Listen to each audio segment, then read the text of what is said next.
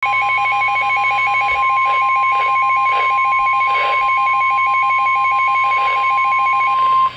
National Weather Service in Chicago has issued a severe thunderstorm warning for north central Will County in northeastern Illinois, south central Cook County in northeastern Illinois until 3 p.m. At 2:23 p.m., a severe thunderstorm was located over Goodings Grove or over Homer Glen, moving east at 20 miles per hour. Hazard, quarter-size hail. Source, radar indicated. Impact, damage to vehicles is expected.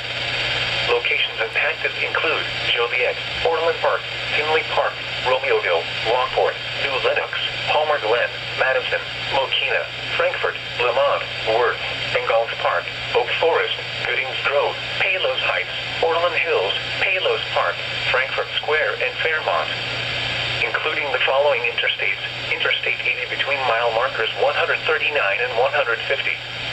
Interstate 355 between mile markers 1 and 8. For your protection, move to an interior room on the lowest floor of a building.